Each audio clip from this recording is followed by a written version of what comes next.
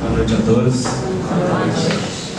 Que bonita história. Eu nunca tinha ouvido a história da Fundação Carter.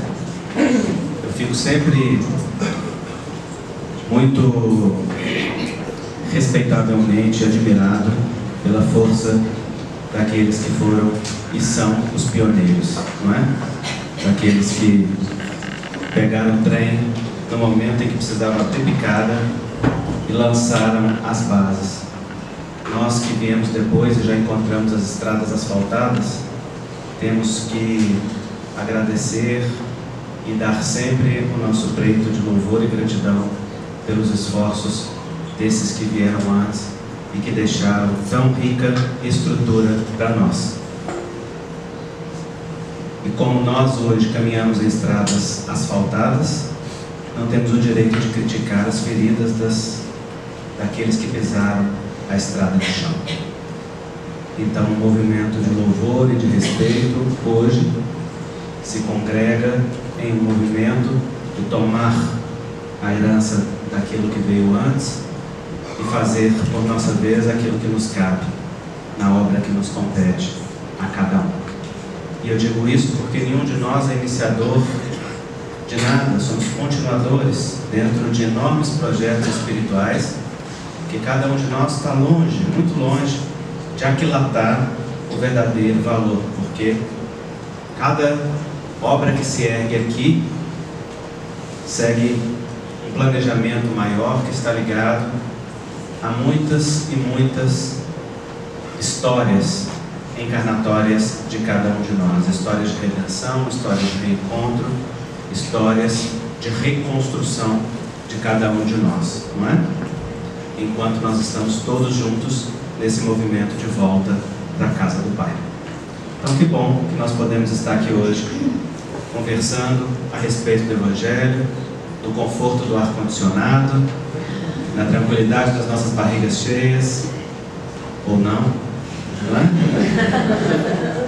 Mas nesse movimento que hoje nos permite tanto conforto, quando antes era uma luta tão árdua. E eu vim para cá refletindo mais profundamente a respeito do tema que nos foi proposto para essa semana. E nós estamos falando a semana inteira do mandamento maior, não é?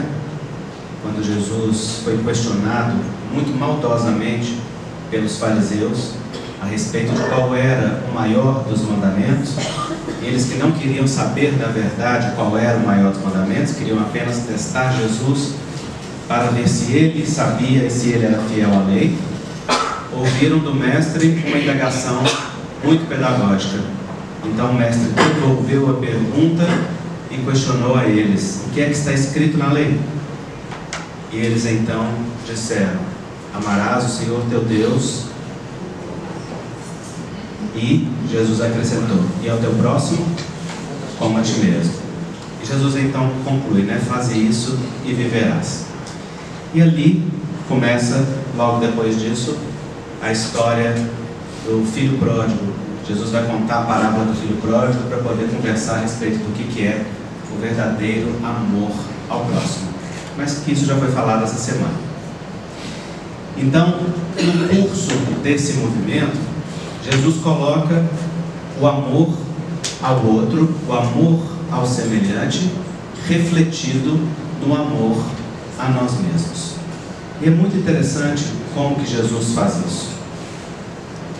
Eu fiquei pensando, né, o português é muito rico de palavras, e eu fiquei pensando na frase: ama o teu próximo como a si mesmo. E imaginando o que Jesus quis dizer com como.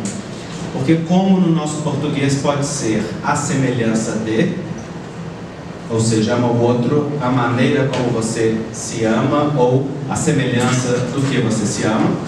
Assim como também pode ser tanto quanto, ou seja, ama o teu próximo tanto quanto a si mesmo, ou de maneira que também esteja contemplado o amor a si mesmo. Em qualquer uma das circunstâncias, Jesus está convidando a cada um de nós a perceber que o movimento de amor, ele é um círculo fechado. Ou seja, nós o separamos de forma pedagógica como amor próprio e amor ao outro, mas na verdade o amor é um só movimento. E aquele que ama o outro, naturalmente se ama, e aquele que ama a si mesmo, naturalmente se predispõe a amar o outro. Então, esse convite, na verdade, é uma abertura para o amor. O amor daquela natureza que os gregos chamavam de amor filia. Os gregos eram muito sábios em fazer distinções pedagógicas a respeito do amor. Porque amor, no nosso português, representa uma só coisa. Mas para os gregos, diferentes palavras tinham diferentes significações. E eles falam, portanto, do amor porneia, que é o amor de consumo, o amor que mata aquilo que é amado. É um amor que, às vezes, as pessoas confundem como amor por si mesmo, ou como auto-amor. Mas, na verdade, ele é um amor que se assemelha mais ao egoísmo do que ao amor como Jesus o representava. Porque nesse amor porneia, não importa o preço que custe ao outro aquilo que se realiza. Importa apenas que cada um de nós tenha aquilo que precisa. Então o outro não é visto, não é nem sequer considerado.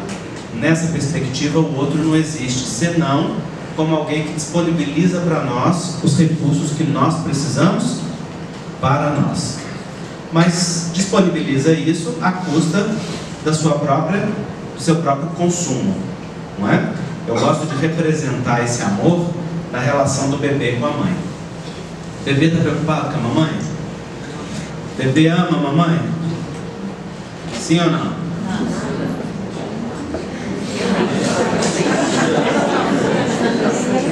Ama ou não ama? Esse é o problema do português com uma palavra só. Sim, o bebê ama a mamãe, mas o bebê ama a mamãe com um amor bebezal. Isso significa, ele ama a maneira dos bebês. E o que o bebê tem capacidade de fazer? Ele tem capacidade de perceber o outro? Não. Ele ainda está começando a desenvolver a capacidade de perceber si mesmo. Nem a própria consciência, identidade de si, ele ainda não tem. Ele vai pouco a pouco fazendo isso, e ele faz isso inclusive espelhado naqueles que cuidam dele, no movimento do cuidado. Então o que o bebê faz? O bebê consome. Então se ele está com fome de 2 em 2 horas, ele faz o quê? Ele chora, ele abre a boca. E cadê mamãe? Não é? Ele está preocupado se a mamãe está dormindo, está cansada, se ela comeu, se ela tomou banho? Ele por acaso diz assim: senhora mamãe, por gentileza, a senhora poderia vir me dar de mamar, caso a senhora se sinta confortável para isso? Não, ele abre a boca no trombone e ele não sabe porque é que o peito ainda não está na boca dele. Afinal de contas, ela já devia ter previsto que ele precisava daquele, né? Então, o amor porneia é esse amor dessa natureza que só enxerga a própria necessidade, mas ela o faz por uma absoluta incapacidade de ver o outro. E é ainda um nível em que se fica aprisionado em si mesmo, fazendo com que as próprias necessidades guiem as relações. Então lá no bebê está tudo bem. Nós todos olhamos para isso e alguém se irrita? Não, não é? A mãe tem vontade de mandar o menino na parede, mas não faz, não é? Ela olha para a janela e considera por vezes se a criança tem habilidade para voar, mas ela não tem coragem de fazer isso. Por que ela não faz? Porque o senso dela de amor e de cuidado alia-se ali a um sacrifício, porque sabe que ele não tem nenhuma capacidade. Por mais que ele a leve ao extremo do sacrifício, ele está se movendo dentro daquilo que é a sua percepção e a sua própria capacidade. Acontece que quando isso se reflete na vida do adulto, então nós temos movimentos que são de abuso.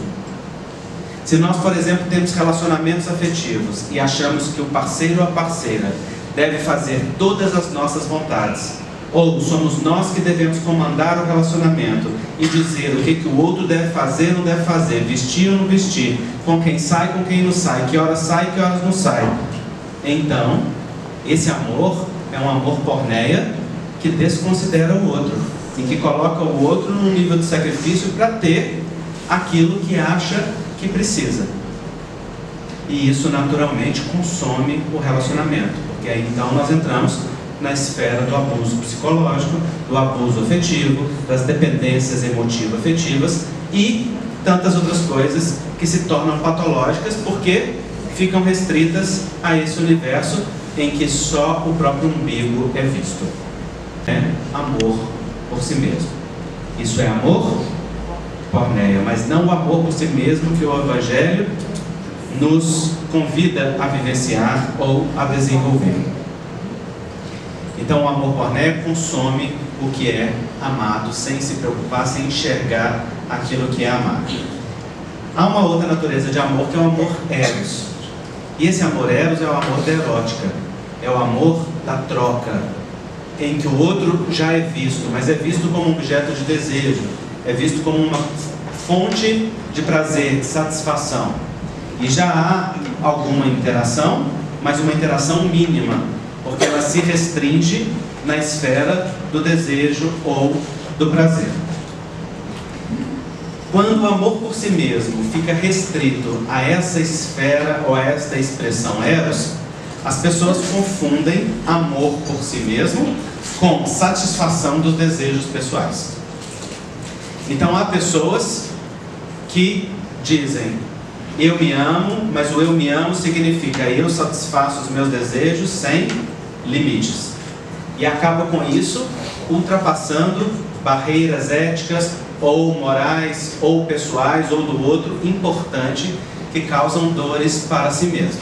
Por exemplo, quando nós percebemos um desejo por um relacionamento e não olhamos as características ou circunstâncias que envolvem aquela possibilidade de relacionamento. Então, se eu desejo alguém, não importa que eu tente seduzir esse alguém destruindo um relacionamento que existe. Ou não importa que eu seja a outra ou o outro da outra pessoa. Porque se eu estou tendo aquilo que eu quero, então, diz a ilusão, eu estou fazendo o que é bom para mim. Mas isso é uma esfera de amor próprio muito ainda primitiva, que não considera o aspecto ético das relações e que também não enxerga a necessidade do outro. E que, portanto, acaba se colocando em espaços de desvalor pessoal. Eu me lembro sempre de uma jovem, uma paciente, que um dia chegou muito brava numa consulta e estava dizendo assim: eu estou muito brava com fulano. E o fulano era o namorado. Ela me informou. E eu perguntei: por que você está brava com fulano? Ela disse assim: porque ele resolveu passar o final de semana dele com a família. Eu falei: como é que é? Ela disse: ele é casado? Ela disse: sim, ele é casado, tem uma família. E quando você começou com ele, você já sabia que ele era casado? Ela disse: sim, eu sabia, ele foi claro comigo desde o início. Então você aceitou esse lugar e esse papel na vida dele? E ela disse: sim, aceitei. Eu falei: ok, então qual é a situação que está te deixando nervosa? Ela disse: porque ele resolveu passar o final de semana com a família e resolveu me ignorar completamente. E então eu disse para ela: bom, muito justo, muito coerente. Ela olhou assustada para mim assim: como justo e como coerente? Eu: bom, é justo com aquilo que ele tem como bom para ele mesmo. E está claro que você não importa. Portanto, ele faz o que for bom para ele nesse momento. É muito coerente porque ele deixou claro desde o início que o lugar que ele tinha para você na vida dele era o lugar de um step. E o step só é usado na hora que o pneu fura.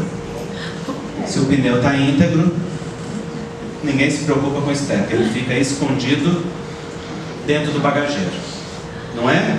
Então o problema não é o que você significa para ele, porque você é da vida dele e ele não está aqui pedindo ajuda. Que ele te coloque nesse lugar e tenha essa proposta para você, está condizente com o pensamento machista de boa parte dos homens que acreditam que podem fazer isso a despeito do sentimento feminino. O que eu não compreendo é porque quer que você aceita esse lugar na sua vida e aceita ter alguém fragmentado que não te trata com a dignidade que você merece. Essa que é a pergunta que você devia se fazer. Então, naquele momento, o que eu estava propondo a ela refletir é: a questão não é você ficar brava porque ele escolheu ficar com a família no final de semana. É você perceber a raiva que tem de si mesma, de estar se colocando numa situação aonde você não pode ter a dignidade de ter alguém inteiro e de ser inteira para alguém com o respeito que você merece. O que ela estava fazendo então naquela circunstância? Ela estava sendo apenas uma disponibilizadora de amor eros para o outro. Apenas alguém que estava disponível para que o outro satisfizesse as suas fantasias ou para que sustentasse os seus movimentos e aquilo que precisava dentro de si. Então, quando nós restringimos a nossa expressão apenas ao amor erótico, como se satisfazer os desejos fosse a representação de auto-amor, então nós nos insatisfazemos muito, porque é como tentar matar a sede de amor bebendo água do mar. Quanto mais água você bebe, mais sede tem. E é por isso que Paulo de Tarso, com muita sabedoria, dizia: tudo me é lícito, mas nem tudo me convém. Eu posso tudo. E o Espiritismo afirma com muita clareza isso: somos livres para semear, mas nem tudo convém semear. Nem todo terreno merece ser cultivado. Nem toda vontade merece ser executada. Nem todo desejo merece satisfação. E é exatamente a capacidade de raciocinar e ter um pensamento lógico e conectado à nossa dignidade pessoal que nos faz saber o que nós podemos e o que nós devemos diante dos movimentos da vida. Então, porneia consome o que é amado, eros deseja o que é amado e troca nesse nível, e há então o amor que os gregos chamam de filia. O amor filia é o amor que vê o outro na sua inteireza. É o amor dignidade. É o amor respeito. É o amor que considera o outro como igual. Em filia, o princípio ético do direito equivalente se aplica na sua totalidade. Eu me realizo na medida em que eu estabeleço uma troca com o outro, em que o outro é tratado na sua inteireza e na sua dignidade, e eu recebo a mesma dignidade em troca. E o equilíbrio do dar e do receber nessa relação alimenta uma relação que é sustentadora dos nossos melhores propósitos. Filia é o amor da amizade, filia é o amor da relação de casal respeitosa, filia é a representação do amor na relação do voluntariado, da ajuda, do acolhimento. É aquele movimento que vê o outro na dignidade, na força e na grandeza do outro. Há outras duas naturezas de amor que os gregos nos falam. Uma é o amor storge, que é o amor familiar. É aquela natureza de amor que os vínculos familiares estabelecem e fazem nos ligar uns aos outros pelo pertencimento familiar. Nós amamos aqueles que têm conosco vínculo de sangue de uma maneira diferente com que amamos os melhores amigos. Esse vínculo de sangue, que às vezes as pessoas tratam como se fosse uma banalidade, como se fosse um mero acaso, é na verdade algo que nos vincula num nível da vida e de uma maneira muito profunda. Primeiramente e essencialmente aos nossos pais, mas também àqueles que estão ligados diretamente a nós, os irmãos, os tios, os primos. E esse amor os gregos chamam de storge. É um amor profundamente importante para a vida de cada um de nós. E os gregos falam-nos de um outro amor que se chama ágape. E o amor ágape é aquele amor que mais facilmente nós identificamos em Jesus, nas religiões, no sagrado, na relação com Deus, quando nós falamos disso. O amor ágape é o amor doação. É o amor que se entrega, que se regozija e se realiza apenas em ofertar. Isso significa que ele não precisa do retorno que o amor filia precisa. O amor filia é dignidade em regime de igualdade, mas se retroalimenta do dar e do receber. O amor ágape não. O amor ágape está cheio e ele é como uma fonte de água, né? Quanto mais dá, mais ele brota, porque o simples movimento de fluir na direção do outro já o realiza e já o traz uma satisfação. Então, quando o Evangelho nos convida a amar ao próximo como a si mesmo, de qual natureza de amor vocês acham que ele está falando conosco?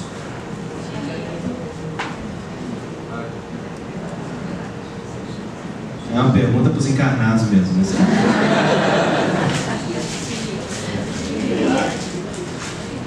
Filia, ágape.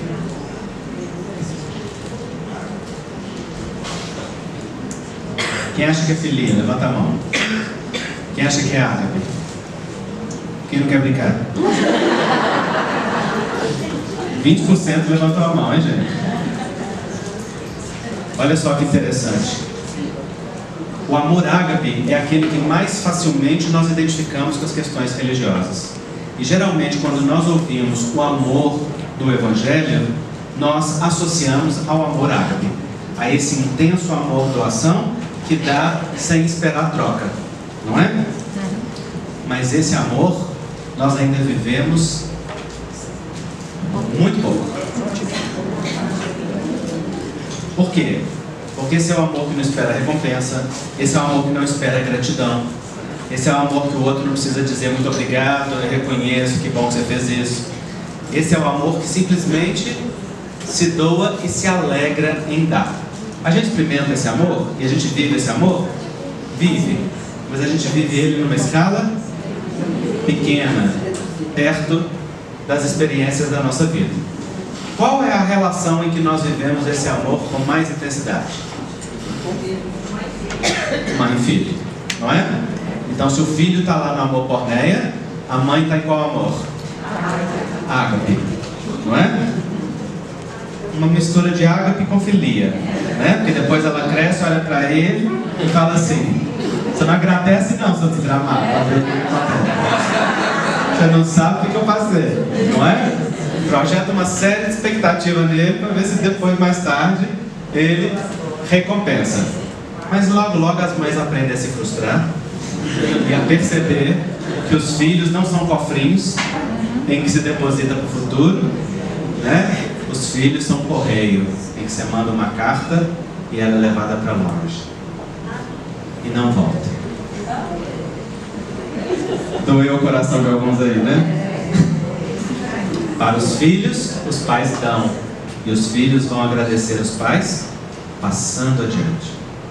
São os filhos dos filhos que recebem a gratidão aos pais.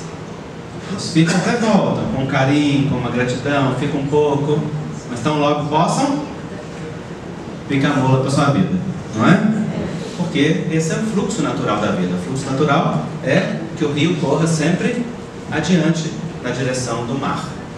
Então, nós experienciamos o amor ágape na relação materno, paterno também, quando os pais ficam na sua função paterna, não é? Mas esse amor que o Evangelho nos convida, para a maioria de nós, ainda é o desafio do amor filia, que é o amor respeito. Filia pode ser substituído pelo amor respeito. Se nós apreendermos a grandeza do amor-respeito, nós não precisamos muito de mais expressões de amor, não. O nosso nível evolutivo já está sublime, o amor-respeito. Porque respeito é aquilo que considera o outro na dignidade essencial do outro. Por exemplo, o amor-respeito não faz... O amor-respeito não se angustia para mudar o outro. O amor-respeito sabe que nós não mudamos ninguém. E que só o outro pode mudar a si mesmo. E nessa perspectiva, o auto-amor, ou amor a si mesmo, representa o respeito também a mim, na minha própria dignidade, na minha própria capacidade pessoal, no meu próprio nível e na minha própria no meu próprio ritmo. Esse amor, embora pareça um amor muito simples, ele é um amor fundamental. Muito do que nós sofremos na vida com falta de alto amor é por violência a nós mesmos na falta de respeito. Na falta de respeito com os nossos limites, na falta de respeito com as nossas características, na falta de respeito com aquilo que a gente precisa. Isso começa no nível biológico. Por exemplo, muito poucos de nós, em humanidade, preocupamos-nos com o que nós comemos.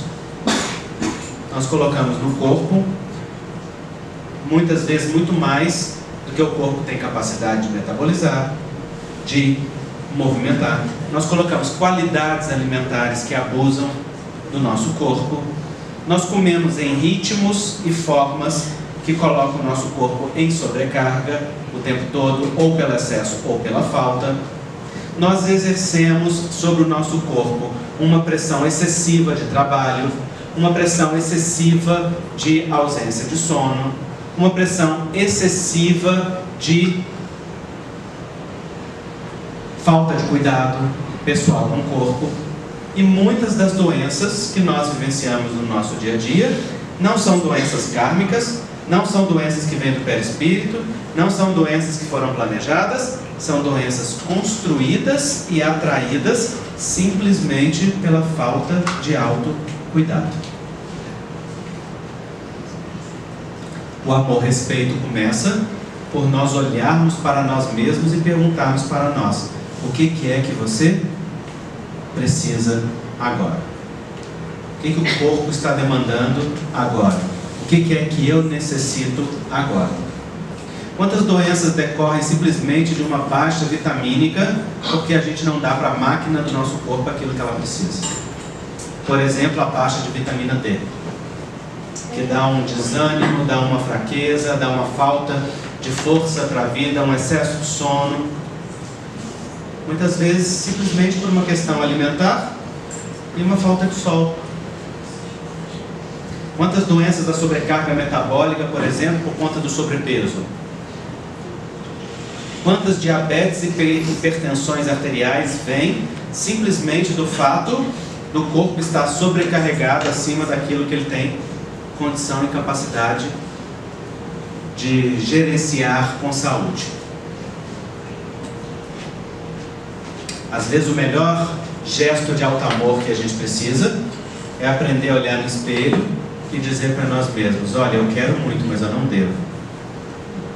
E agora eu vou me cuidar, cuidando do meu corpo, cuidando desse templo do espírito aonde eu estou habitando, cuidando dessa maquinaria que precisa estar na melhor disposição para que eu tenha a energia necessária para executar as minhas tarefas, os meus deveres e tudo aquilo que diz respeito à minha vida. Eu me lembro que quando eu virei espírita, eu fumava, naquela rebeldia de adolescência. Eu fumei dos 14 aos 16 anos. E meu pai autorizou naquela época. Mais tarde eu vinha saber que ele autorizou porque na mesma idade ele também fumou. E ele me deixou aprender com a própria experiência. E foi uma atitude sábia dele naquele momento. Porque ele conhecia o filho rebelde que eu tinha, sabia que não ia dar boa coisa se falasse não. Não é? E por que eu parei de fumar? Porque quando eu me tornei espírita aos 16 anos de idade, eu percebi, com conhecimento espírita, o efeito que o cigarro tinha não só no corpo físico, como no corpo espiritual. Então, naquele momento em que eu fui profundamente acolhido numa casa espírita semelhante a essa, esse sentimento de respeito por mim mesmo me tomou de uma forma tão grande que eu lembro de eu dizendo para mim mesmo: adoro o prazer que o cigarro me dá, mas não vale o preço que ele cobra, ou que ele vai me custar. Então as pessoas às vezes perguntam assim: você lembra alguma coisa? Sua lembrança, sua memória de cigarro é ruim? Eu falo: não, é maravilhosa. Né? Foi um companheirão naquela época. Morro de saudade. Não morro nada não. Né? Mas tenho uma memória boa, porque para mim não era um ato agressivo ou ruim. No entanto, a sensação de amar e de respeitar o próprio organismo e poder sentir a alegria de ter um organismo livre daquelas toxinas, no caso 4.500 toxinas presentes no cigarro comum, então isso é muito maior. Então o amor-respeito por si mesmo é aquele passo que olha no espelho e pergunta para si: de que eu preciso?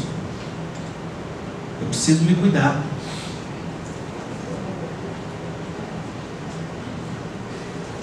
Básico mesmo. Então a pergunta que eu deixo para você nesse nível é para você ir para casa pensando: qual é o nível de cuidado que você tem tido com o templo do Espírito, que é o teu corpo físico? Quanto tempo da sua rotina, do seu dia a dia, você gasta para cuidar dele? Quanto de exercício físico você faz? Quão atento e consciente você está à alimentação? Quão perceptivo você é às necessidades que são suas, do seu corpo? Eu me lembro aqui agora de uma médica amiga minha, que um dia se deu conta de que estava passando mal e tendo dificuldades urinárias, tendo cistites de repetição, infecções urinárias de repetição, simplesmente porque ela se impunha um ritmo de trabalho excessivo que não permitia nem sair da sua mesa para ir no banheiro. E de repente ela parou, olhou para si mesma e falou assim: o que eu estou fazendo comigo? Que nível de autossacrifício é esse? Por que eu estou me dedicando ao meu trabalho a ponto de perder as condições mínimas de cuidado comigo mesmo? No caso dela, depois ela pôde descobrir que é porque nós, a maioria de nós médicos, assim como qualquer profissão, tem um script básico. Há um movimento interno que está por detrás daquilo que te leva a escolher uma profissão. E nesse caso, uma boa parte de nós médicos temos um script de salvação. Nós desejamos salvar os outros. Acontece que o movimento de salvação é um movimento de desrespeito.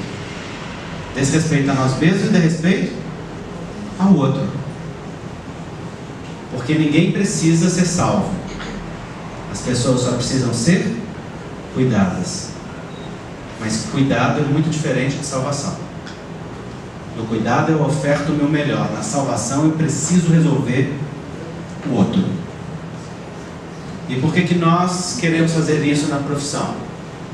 Porque queremos fazer isso dentro das nossas próprias famílias. Então, em geral, nós projetamos no ambiente profissional aquele script de vida que nós temos na nossa relação familiar ou pessoal. Ela, particularmente, se deu conta de que ela queria salvar a mãe. Em outras palavras, ela não olhava para a mãe com respeito devido. Porque o desejo de salvar a mãe é uma falta de respeito com a mãe.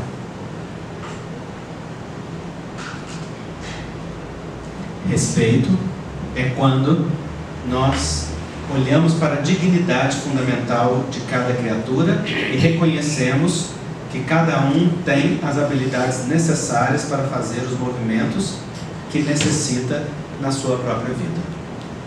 E então nós nos contentamos em ser presenças que fortalecem, movimentos que sustentam, mãos que estão juntos, mas sem a angústia de ser aquele que precisa fazer pelo outro, ou que sofre quando o outro não faz, ou que perde a sua saúde ou a sua qualidade quando o outro não vivencia aquilo que se deseja para ele. Então, o alto amor que Jesus nos recomenda, ele é o amor filho, que é muito diferente do egoísmo, que assemelha-se mais ao amor pornéia, né? Como nós dizemos, o amor de consumo. No egoísmo, você desconecta-se da realidade e quer tudo para você. No amor, você quer o que é necessário e suficiente para que você esteja inteiro. Então, a imagem que eu gosto de usar para poder representar isso é aquela imagem do voo de avião. Você vai viajar no avião e a aeromoça fala dos procedimentos de segurança logo no início, não é? E ela diz assim: se acontecer despressurização da cabine, máscaras de oxigênio cairão sobre suas cabeças. O que ela fala depois?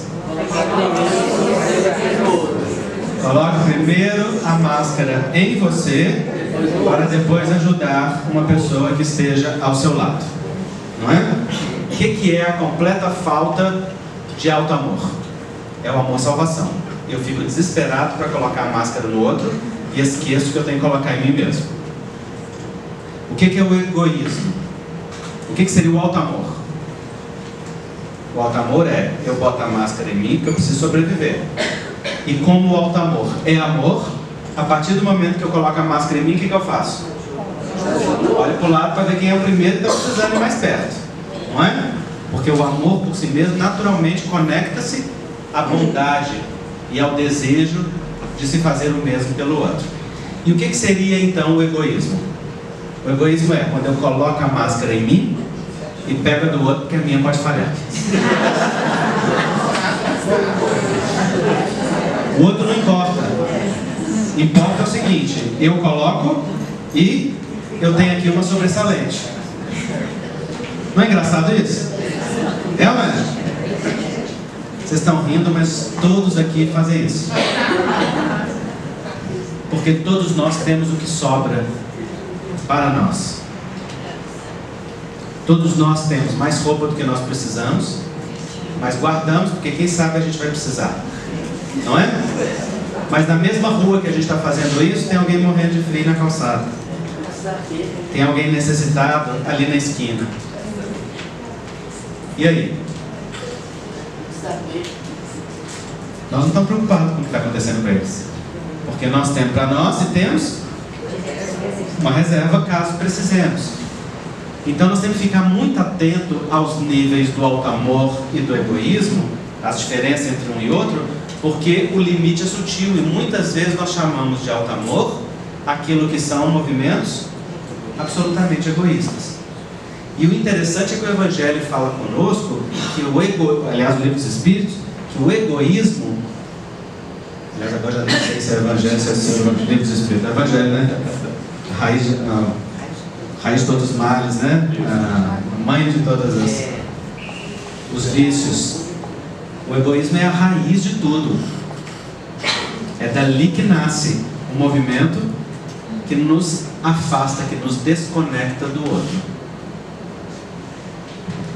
Então, nessa perspectiva, se o amor por si mesmo é aquele que também leva em consideração o outro, vale um autoexame e uma análise na nossa vida para perguntar a nós mesmos: o que está sobrando na minha vida que pode estar faltando para o outro? E nisso, não estou falando só de coisas materiais, não. Estou falando também de talentos, de potencialidades, de conhecimentos, de características, de questões que nós trazemos dentro de nós como conquistas e que podem ser disponibilizadas na partilha, na relação com o outro. Então a pergunta do alto amor nesse nível é: qual é a conquista interior que eu ainda não disponibilizo para a vida? Ou em outra palavra, em que área da vida me falta servir à vida? Tem muita gente que fala assim: eu tenho talento, eu tenho capacidade, eu tenho ideias, mas eu não faço, eu não executo. Aí você pergunta: por que você não executa? E a pessoa fala assim: não, eu tenho baixa autoestima, não tenho coragem de executar. Não, isso não é problema de baixa autoestima, não. Isso é vaidade. Isso é orgulho franco. Porque o vaidoso é que fica esperando em que haja as melhores condições para que tenha o aplauso do outro, para que faça perfeito, para que saia sem risco. Aquele que se ama e que olha para dentro de si e fala: eu tenho para dar, ele diz assim: deixa eu dar um jeito de dar, deixa eu dar um jeito de fazer, deixa eu dar um jeito de me movimentar para executar. Não é? Nós ouvimos essa história bonita da senhora Marieta aqui. Marieta, né? Marieta, da construção daqui. E enquanto eu ouvia, eu fiquei lembrando de uma outra situação que eu conheço, de pessoas que receberam a mesma orientação e estão há mais de 20 anos juntando dinheiro para poder fazer. Sabe quando que essa obra vai sair, né? Nunca. Porque na verdade esse alto nível de exigência é só uma desculpa para não movimentar-se. Então aquilo que muitas vezes nós chamamos de baixa autoestima, na verdade é vaidade, orgulho excessivo, dificuldade de se expor, de ser comum, de mostrar-se imperfeito, de reconhecer-se que está no mesmo nível do outro. Amar a si mesmo, portanto, requer que a gente coloque à disposição da vida aquilo que a gente tem, do jeito que é. Quantos talentos estão abrigados dentro de nós e faltam ao outro? E podem ser colocados à disponibilização da vida. Jesus convidou-nos a esse movimento, quando Ele nos conta a parábola dos talentos. E Ele fala do Senhor que dividiu os talentos, depois volta para cobrar. E não cobra do outro que tenha o talento igual ao do seu colega do lado. Cobra apenas que cada um tenha feito algo com o seu talento. Porque o símbolo da multiplicação que o Evangelho nos traz, na verdade, é o colocar a serviço da vida.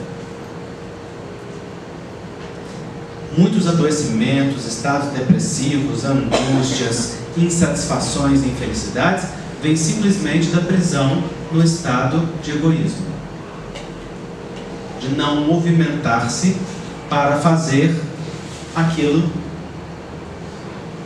que você pode fazer, que já está disponibilizado internamente para ser feito.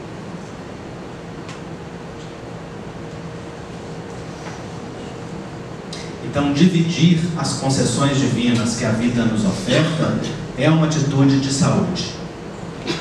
Movimenta energias, gera gratidão, estabelece conexão, movimento e contato. Amar a si mesmo é se garantir aquilo que precisa, mas amar ao outro é dividir aquilo que se obtém enquanto se garante aquilo que você precisa. Senão o movimento fica estéril, sem produtividade na vida de cada um de nós.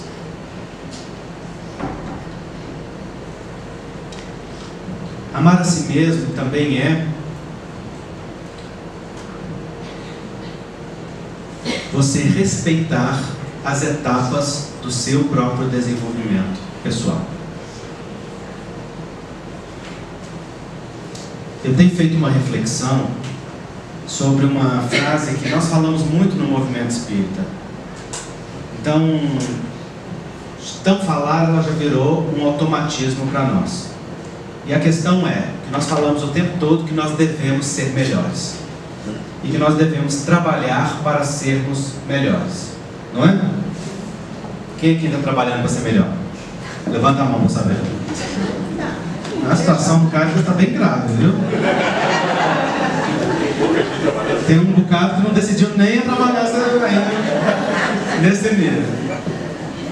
Nós todos somos estimulados na reforma íntima, na transformação pessoal, né? E uma série de frases que representam isso para nós. Ser melhor. Mas observando terapeuticamente o que tem representado essa frase, ser melhor, para uma boa parte de nós espíritas ou espiritualistas, eu tenho visto que é exatamente o oposto do que a proposta nos oferta. Tem muita gente que fica permanentemente brigando consigo mesmo na tentativa de ser melhor e nunca está satisfeito consigo. E essas pessoas dizem assim: não, mas eu tenho que ser melhor. E eu costumo perguntar: tem por quê? Não, porque a gente tem que ser melhor. Mas ser melhor para quê? Para crescer, para evoluir, para quê? Quando a nossa perspectiva está simplesmente em ser melhor, o nosso olhar está sempre no futuro. Nós estamos sempre num vir a ser que nós não somos. Estamos sempre olhando para aquilo que não temos, para aquilo que não fazemos, para aquilo que não alcançamos. Em suma, estamos sempre olhando para o nosso vazio. É muito diferente de quando a gente aprende a amar aquilo que nós já somos. Quando nós aprendemos a amar o que nós já somos, nós fazemos movimento de renovação permanente em nós. E um movimento que é fácil da gente perceber isso é a natureza. Uma árvore, por exemplo.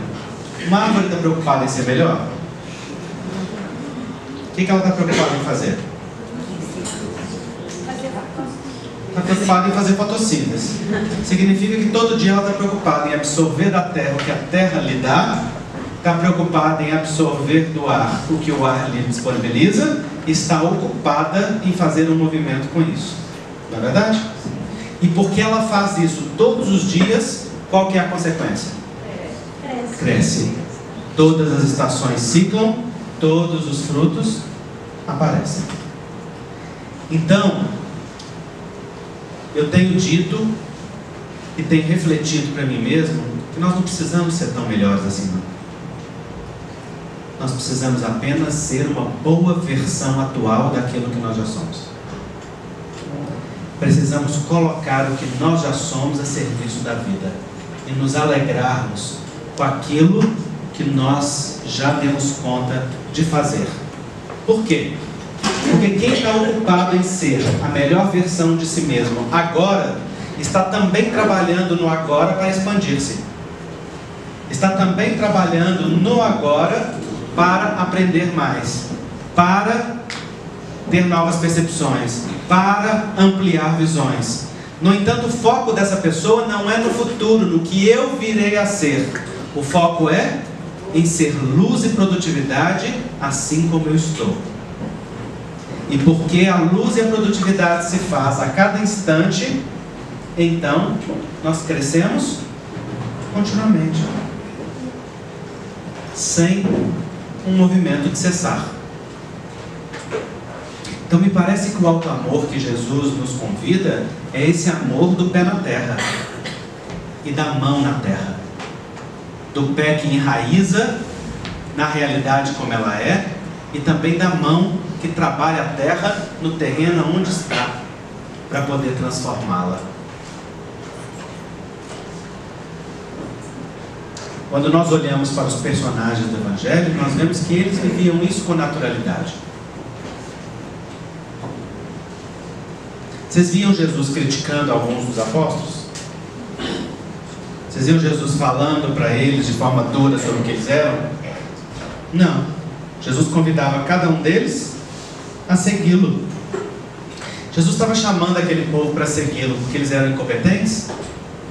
Porque eles eram incapazes? Porque eles não tinham nada neles de bom que se pudesse aproveitar?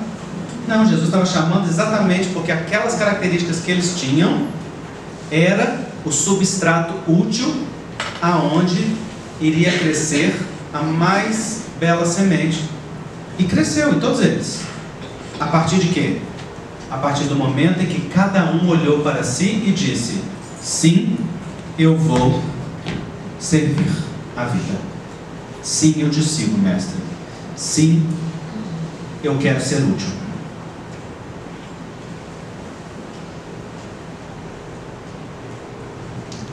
Então me parece que um dos atos mais terapêuticos que nós temos na vida é dizer sim para a existência. Dizer sim para a realidade como ela é. Dizer sim para cada um de nós como nós somos. Dizer sim para as pessoas que estão ao nosso redor como elas podem ser. Dizer sim para a realidade que nos envolve. E enquanto nós dizemos sim, nos colocamos em paz com a realidade, nós trabalhamos para ser a melhor força transformadora, propulsora, progressista dentro daquela realidade. Era o que Jesus fazia com os apóstolos. Acolher e amar a sua humanidade de uma maneira tão natural que de repente o melhor deles aflorava. sem que eles precisassem ficar brigando por si mesmo. Então, se você está brigando consigo mesmo para ser melhor, você talvez esteja utilizando a pior estratégia para ser melhor, ou a menos eficaz, ou a mais demorada, ou a que menos qualidade te traga. Acolher a própria sombra é parte do processo de ser melhor hoje. E acolher a própria sombra implica em nós aceitarmos aquilo em nós que ainda está fragmentado, não reconciliado, não amado. E enquanto nós acolhemos aquilo, nós fazemos o movimento curativo que precisamos, na direção da integração, da reconciliação, da inteireza pessoal, para ficarmos cada dia mais inteiros e mais expandidos.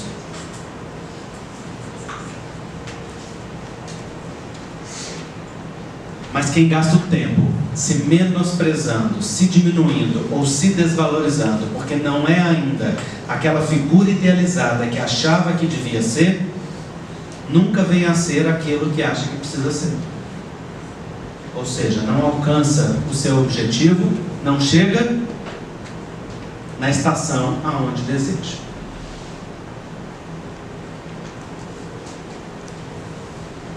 O que eu estou querendo dizer com isso é que é muito mais simples do que a gente pensou. Nós podemos nos ocupar hoje em fazer boa coisa com aquilo que nós temos,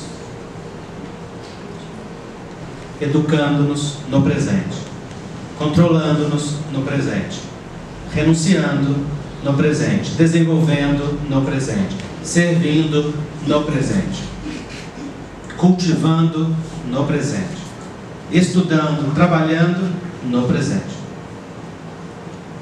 Com foco no quê? No aqui e no agora, no momento em que nós estamos vivendo.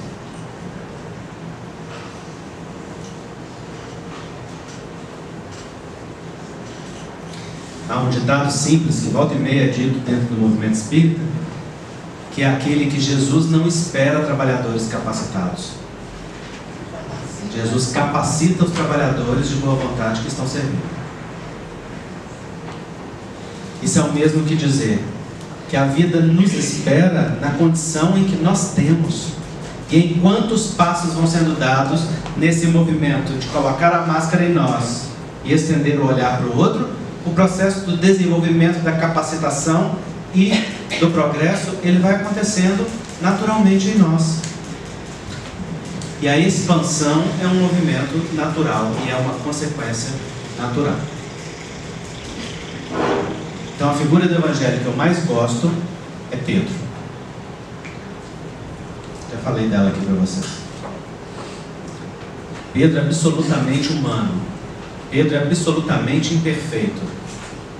Pedro, ora é ranzinza, ora é divino, ora ele está conectado, outra hora ele está fora da casinha completo, né? Pedro cicla, alterna, muda, duvida. Pedro era o mais velho e era o mais considerado mais sábio, mas é a figura mais humana que o Evangelho tem. Vê Jesus andando em cima das águas e fala: não acredito que é o Senhor não. Não é? Tem que testar. E Jesus fala com ele: vem. E ele vai e começa a andar em cima das águas. Mas então ele tira o olho de Jesus e começa a vir o vento, começa a vir as ondas bravias. Ele começa a prestar mais atenção nas ondas e nos ventos que em Jesus e começa a afundar. Olha que figura fantástica. E lá está Jesus com a mão estendida para falar assim: volta para a superfície, volta à tona. Pedro, olha que representação simbólica do nosso movimento, do nosso caminhar na vida. Nós também caminhamos passos trôpegos na existência. E a vida muitas vezes nos convida a fazer aquilo que está como maravilhoso, aquilo que é sonho, aquilo que é um projeto, aquilo que é uma ousadia, aquilo que transcende as nossas forças e as nossas capacidades. E Jesus, como a representação da fé, do incentivo, da misericórdia, da vida, fala para nós: vem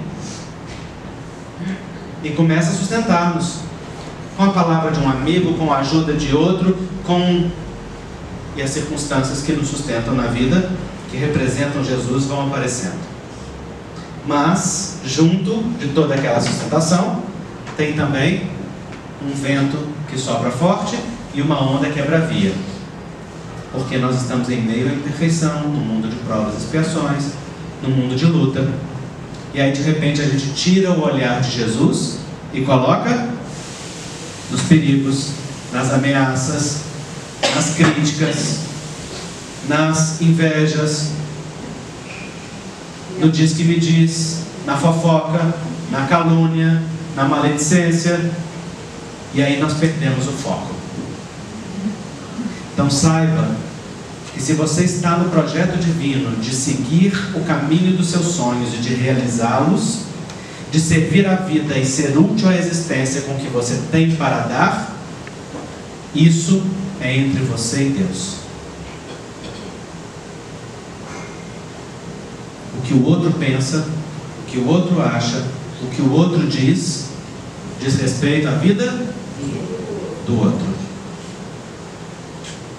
Não perca seu tempo dando atenção para o vento que sopra forte, para a onda que está bravia, naufragando nos caminhos das suas realizações,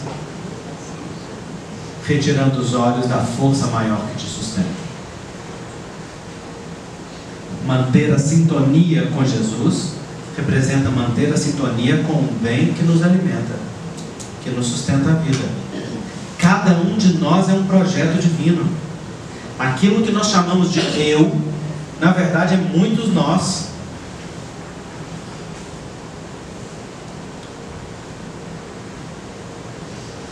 O eu que eu estou agora é resultado de várias encarnações, de vários que eu já fui. Cada encarnação de muitas pessoas envolvidas neste projeto.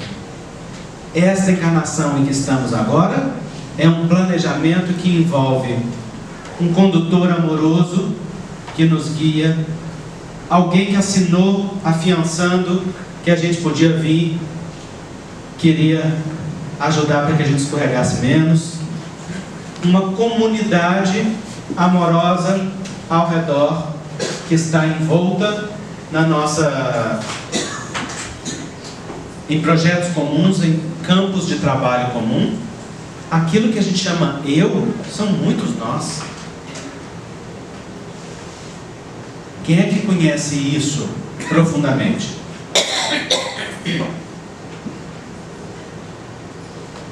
Só aqueles que estão na vida maior e que nos comandam de mais alto. Portanto, o caminho da realização dos seus sonhos só pode ser compreendido por quem está numa esfera tão mais alta que consegue ver em perspectiva. Não fique esperando que as formiguinhas que caminham ao lado saibam te dizer de como é a planície. O outro que está ao lado está envolto nas suas próprias lutas, nas suas próprias tarefas de autossuperação, de autotransformação, de também aprender a acreditar em si mesmo. Mas no fundo é entre você e Deus, que é quem conhece as suas lutas internas, que é quem sabe das suas dificuldades, das suas potencialidades, que é quem sabe o que você precisa, que é quem disponibiliza o que você precisa muito antes de você mesmo perceber que você precisa, é quem cuida amorosamente de você.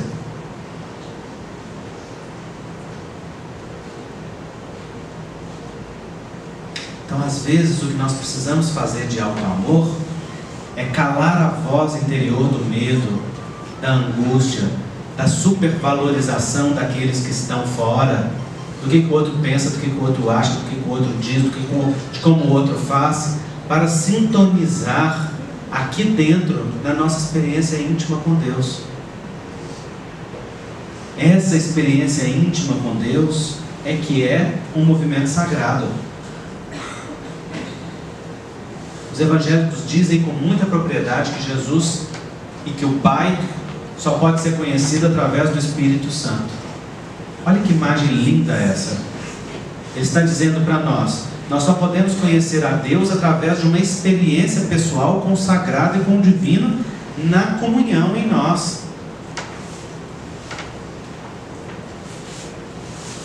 E isso é fazer brilhar a luz de cada um de nós.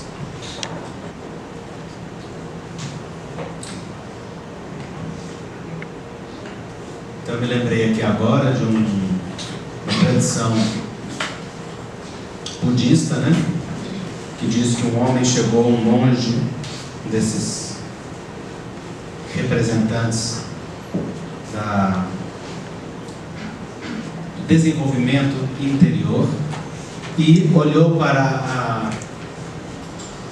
uma árvore muito bonita, que eu já não lembro mais o nome, aquelas árvores típicas do Oriente. Como é que chama? Cerejeira. Que era cerejeira. Cerejeira. É aquela que dá um monte de flor, né? E chegou para ela e disse: fale-me de Deus. E ele diz: e então a cerejeira floriu. E olha que imagem linda essa, né? O monge pergunta para a árvore: fale-me de Deus. E a resposta dela é: eu explodo em flores. Esse é o movimento da conexão com o sagrado em nós.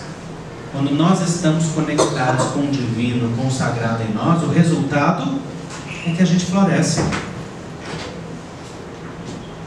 Então, alto amor é alimentar o seu coração nas fontes do sagrado, para que você esteja abastecido dos nutrientes que te são próprios e possa florescer a espécie própria que te caracteriza, sem ficar preocupado com que tipo de flor que dá o outro que está do lado, nem em ser o que o outro acha que você tem que ser, mas em ser a melhor versão de si mesmo, em comunhão com a fonte, sendo uma explosão de luz, de flor, de beleza em você mesmo. Por isso, se amar é servir a vida aqui e agora, em comunhão com o sagrado.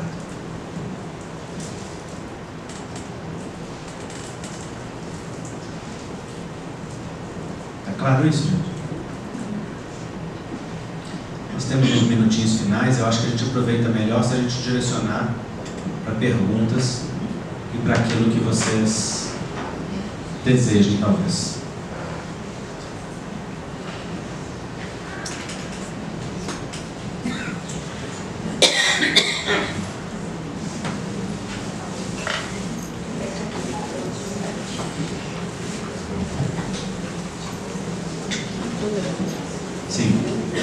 Acolher a minha sombra, o meu lado ruim. O que é acolher? O que é acolher a sombra, né?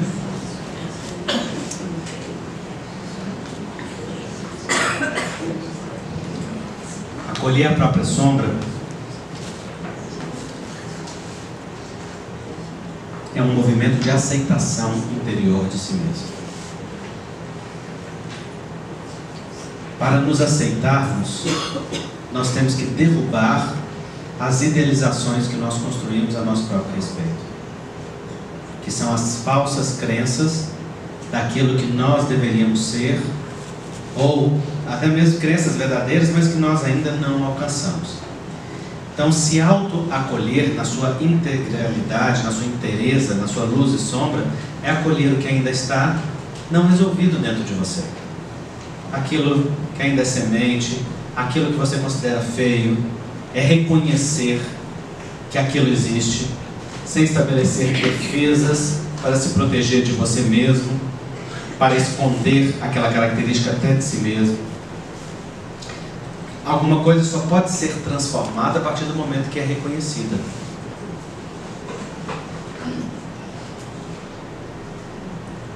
Então, saber dar nome aos sentimentos, ao que nós sentimos e ao que nós vivemos é importante, não é? Nos meios espíritas ou espiritualistas, muitas vezes nós temos dificuldade de dizer aquilo que nós sentimos, de reconhecer, por exemplo, que tem inveja, que tem raiva, que tem qualquer questão que dentro daquela comunidade ou campo de crença é considerado como se fosse algo inferior ou ruim ou inadequado. Então, se eu acolho, por exemplo, a minha inveja, eu posso passar a olhar para ela e reconhecer: sim, é inveja. E o que eu faço com isso agora? Como que eu posso dar um bom direcionamento para isso?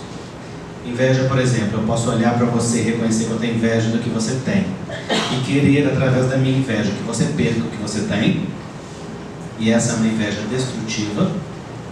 Ou eu posso invejar o que você tem, ou conquistou, ou desenvolveu, que eu ainda não dei conta, por exemplo, olhar para isso e falar: poxa, uma inspiração, vou fazer por mim também, vou correr atrás.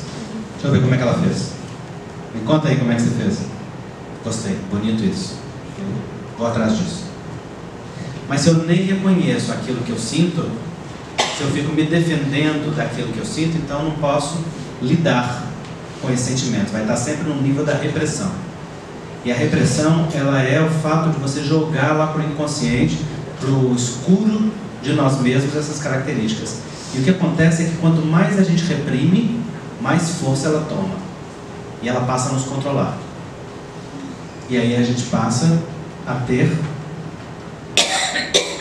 fazer o movimento da projeção das nossas características do outro com mais força, com mais intensidade, com mais frequência.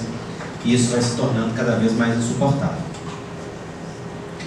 Por isso, quando os Espíritos nos indicam no Livro dos Espíritos que o autoconhecimento é o caminho para a felicidade, ele está nos dizendo que somente quando nós mergulhamos em nós mesmos para tomar consciência do que somos e de como somos, é que nós podemos nos abrir para um caminho de verdadeira transformação. Senão a gente faz só maquiagem.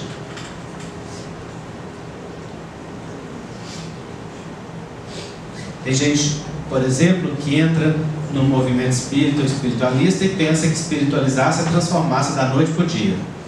Aí quer virar Chico Xavier em uma semana. Não é? E a única coisa que faz é impor-se máscaras que representam o espelhamento da virtude do outro, sem que aquilo tenha raiz. Vocês já pegaram uma planta bonita, arrancaram ela de um terreno, colocaram em outro e cobriram assim com um pouquinho de terra? No primeiro ventinho, o que acontece? Ela tomba. Por quê? Porque ela não tem raiz, não tem estrutura. Então essas são as máscaras de fachada que a gente coloca na gente mesmo. Mas quando o autoconhecimento guia o processo e nós nos propomos a um caminho de autotransformação e percebemos que ele não tem fim, que ele é sempre contínuo, então o trabalho é ir amando cada etapa do nosso desenvolvimento. Cada passo que nós damos, cada descoberta, cada superação, cada conquista. E aí a vida não é uma briga conosco mesmo, é a alegria de uma expansão contínua. Não sei se eu me expliquei bem. Obrigada. Nessa mesma direção,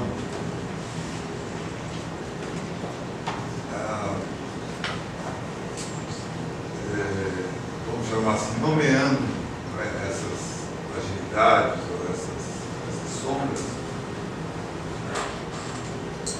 ao mesmo tempo haverá de ter uma paciência ou um sentimento amoroso para você mesmo, porque me parece que ainda vai se caminhar com aquilo que você estava falando do Chico Xavier um tempo. E quando aquilo que você olha, você acha feio, ou não feio, vamos dizer, exatamente não faz parte da sua idealização, né? Então é ruim olhar para aquilo, quer dizer, mas eu vou ter que andar ainda alguns passos com aquilo, senão eu vou me livrar. Como é que tenta desenvolver um pouco melhor a política? Como andar com o seu espelho, olhando o espelho, né? Você falou de uma forma muito bonita e muito verdadeira. O processo do autoconhecimento e da autossuperação inclui nós suportarmos a nós mesmos. E inclui suportar a pressão do desconforto interno, daquilo que ainda não está curado e não está resolvido dentro de nós. A cada passo do caminho, nós vamos caminhando com aquilo sem desistir nunca da gente. porque cada lance da jornada vai trazendo um elemento novo e diferente que vai nos mudando sem que a gente muitas vezes nem perceba como é que está acontecendo. Então o que Jesus fazia com os apóstolos? Ele falava com eles: vem e traz o que é teu, vem do jeito que você é. Jesus estava preocupado com eles em dizer assim: estou te chamando aqui para servir, mas você deixa para trás essa, aquela e aquela característica que é sua. Não, Jesus só estava falando com cada um deles: confia que você é um projeto divino, vem comigo aprender. E eles tinham que suportar isso. Então eu fico pensando na pressão interna de Pedro depois de ter negado Jesus 3 vezes. Ele teve que caminhar o resto da vida com a consciência da sua vulnerabilidade, da sua fragilidade. E diz o Evangelho que ele se tornou uma das figuras mais iluminadas do Evangelho, porque diz que a sombra dele curava quando passava. Tamanha era a identificação que ele fez com Jesus, a partir do momento que ele suportou, mergulhou fundo naquela dor para olhar lá a sua própria fragilidade, abraçar a sua sombra e dizer: não dou conta, é violência demais para mim, não sei ainda viver isso não, mas eu amo esse Cristo e eu quero viver esse ensino. Então naquele momento que Pedro nega Jesus 3 vezes, Jesus passa ao longe, olha para Pedro, e então no olhar de Jesus não tem nenhuma condenação, não tem nenhum Jesus olhando para Pedro e dizendo assim com o dedo em riste: tá vendo? Não falei que você ia me trair 3 vezes? Que você ia me negar? Não tem nenhuma imposição egóica, não tem nenhuma disputa, não tem nenhum desrespeito à vulnerabilidade, à fragilidade de Pedro. Tem um olhar amoroso de Jesus que olha para Pedro e diz para ele: prossegue que tu és pedra, e sobre ti eu erguerei a minha igreja. Olha que coisa linda. É como se Jesus dissesse assim para Pedro: pega tudo que é teu, que é nessa aparente contradição humana, é nesse terreno de luz e sombra, é nesse terreno de beleza e feiura que vai nascer a mais bela das flores. Simplesmente continua com foco no que te alimenta o coração. Então sim, nós temos que suportar nós mesmos. Temos que suportar por um tempo, caminhar com uma característica que é incômoda, que a gente tem vergonha, que a gente olha e fala assim: não sei ainda lidar com isso, não sei ainda me superar nisso, mas num movimento que olha e fala assim: eu não desisto de mim mesmo. Está tudo certo, isso aqui também faz parte de mim, mas eu não sou isso, isso é só mais uma característica. E então eu dou um passo além. Por isso que essa experiência com o divino é esse movimento de entrega interior. Espiritualizar-se não é impor-se uma idealização, não é impor uma máscara de santidade, não é aprender comportamentos estereotipados de elevação. Espiritualidade é mergulhar profundo e perceber que ali no lodo tem lírio, e perceber que no meio da terra tem diamante, e perceber que no mais profundo de nós mesmos tem uma realidade que transcende toda aquela capa que às vezes nós achamos que não é tão bonita, que não é tão adequada. Por isso a relação conosco e Deus, essa relação íntima entre nós e Deus, é uma relação de confiança, de entrega. E é por isso que na nossa oração nós precisamos aprender a dizer: Senhor, seja feita a tua vontade. Muitas vezes a nossa oração precisa ser: Senhor, por misericórdia, protege-me de mim. Me dá força, Senhor, para que eu não me entregue àquilo que ainda não está acolhido, desperto em mim. Eu lembro da Esmeralda. A Esmeralda foi uma menina de rua que teve 50 passagens pela FEBEM. E então ela conseguiu ser resgatada depois de muitas tentativas. E então ela escreve um livro que se chama Esmeralda, Porque Não Dancei.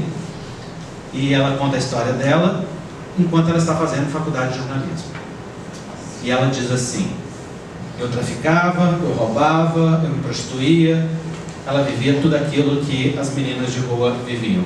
E ela diz: quando eu fui resgatada, eu tinha que andar na rua com uma mão segurando a outra, porque o meu impulso de roubar era tão natural que uma mão tinha que segurar a outra para que não voasse na coisa dos outros. Eu fiquei tão tocado com essa imagem.